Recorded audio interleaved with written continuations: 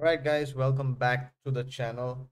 I know it's been a long time since our last video, but we're back with another amazing video on how do you plot small multiple time series plots using relationship plots and line plots on Seaborn with Python. So this is in continuation with our Python Seaborn series. And if you haven't watched any of the previous videos in the series, please make sure to click here and you should be able to watch all of those videos. You can also check the link in the description and it'll take you straight to the playlist that has all the collection of the videos that come in the Python for Seaborn series. Now, let's get back to this video. In one of my previous videos, I had explained about rel plots or relationship plots. These are plots that are primarily plotted using either line or scatter plot, and they are used to show the relationship between multiple categories in the same data set. Right? For example, you want to analyze and compare sales between the morning and the evening. You'll be able to do that relatively easily with relationship plots. So what we're going to try and attempt is use a simple data set today, which is the flights data set and inbuilt Seaborn data set. Just tells us the year and the number of passengers ferried in the year and months in that year. So what we want to do is we want to compare the passengers across months for the different years, and we want to make it aesthetically good to look at and easy to understand and compare. So let's get straight to it. And if you are going to be coding along with me, make sure to pause the video at this point, open up your Jupyter notebooks or Colab notebooks, then unpause and let's get started. So very first thing that we do, we want to import the required libraries. And here we're going to import primarily two of them, which is Seaborn and Matplotlib. So I'm just going to say import Seaborn as SNS.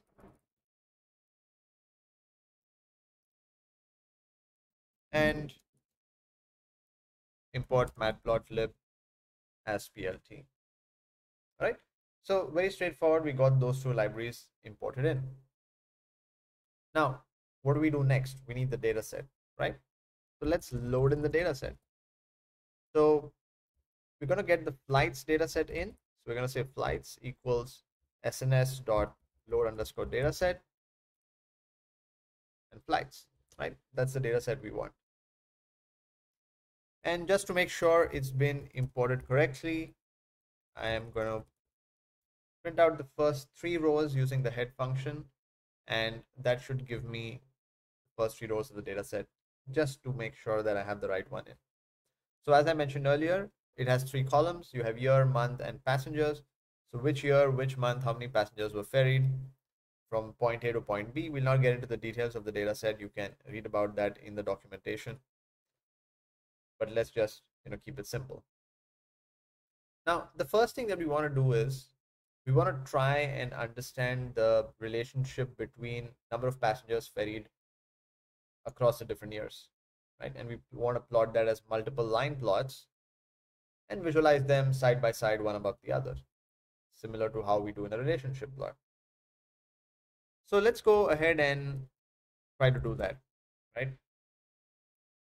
So we'll say SNS.rel plot, which is the function for our relationship plot.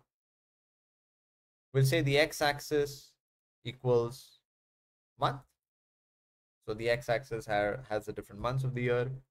The y-axis has the number of passengers, small p. Now, we want to divide each plot by the year. So we want to see each plot catering to 1 year. So we'll say the columns that are going to be plotted in the rel plot is going to be based on the category year in this case, right? Now, what kind of a plot do we want? We want a line plot because we're visualizing a time series, much better than a scatter plot. And where does all this data come from? It comes from the flights data set, right? I have added no aesthetics so far. Let's just go ahead and plot that, see what we get. And I'm pretty sure that because we have a fair bit of years, we may have to go in and do a lot of aesthetics, uh, and making sure that it looks correct. All right. Okay, so we have it plotted. You'll see that it comes in side by side. Every plot is for 1 year, and it shows you the number of passengers there. But as I mentioned earlier, it's not very clean, not very easy to look at. So let's go ahead and add some aesthetic features.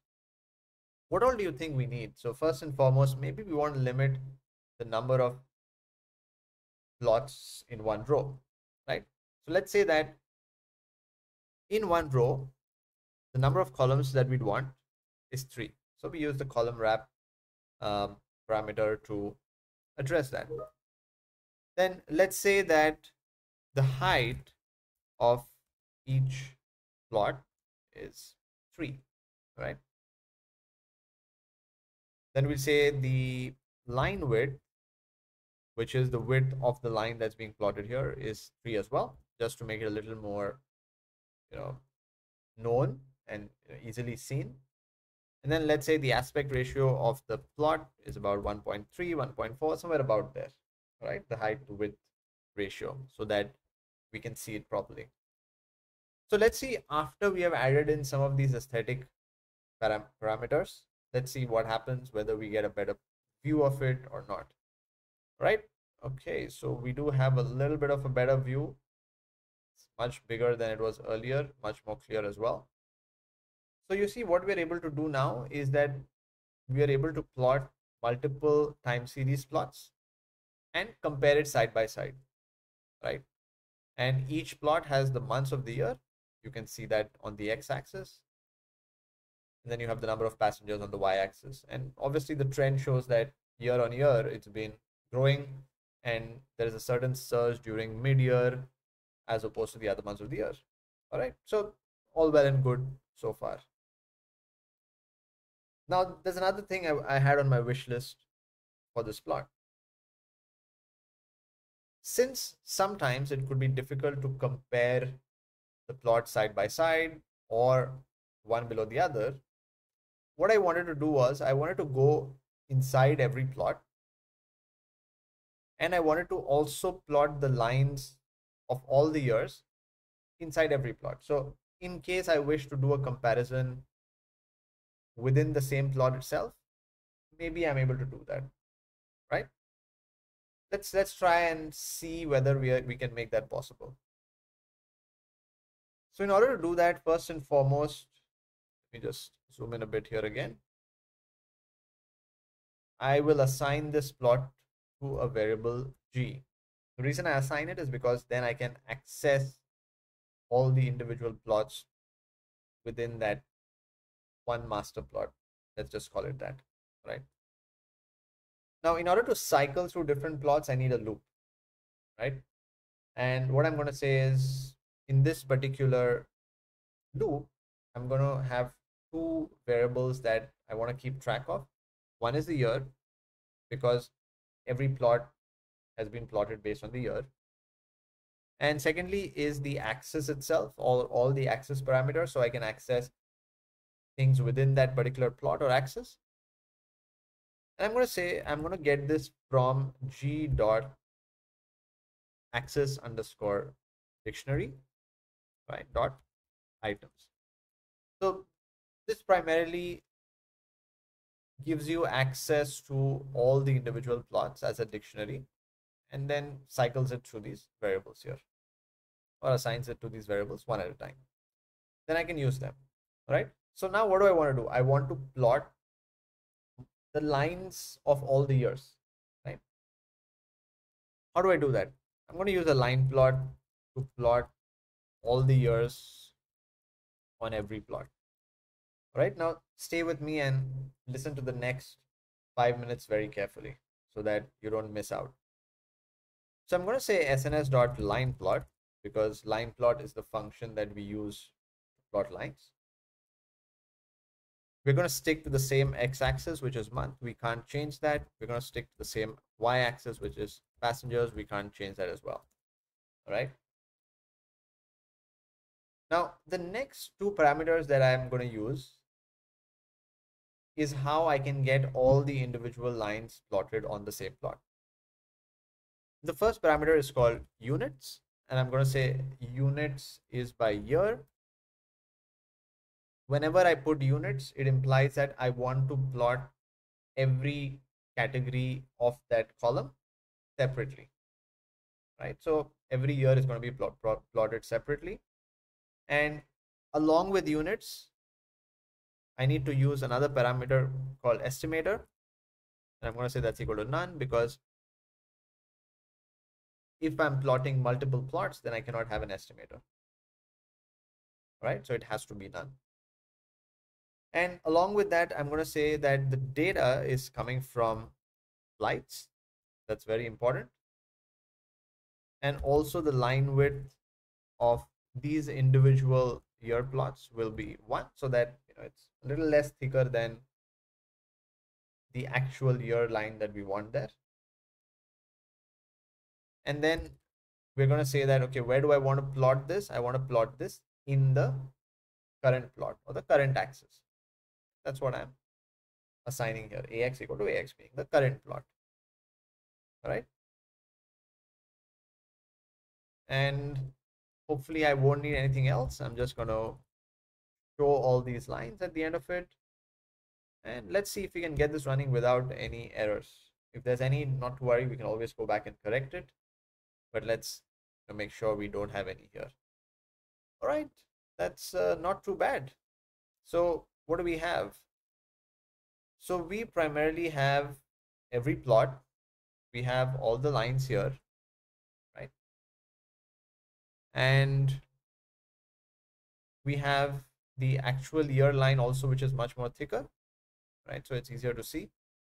All of them are in blue color, not too bad.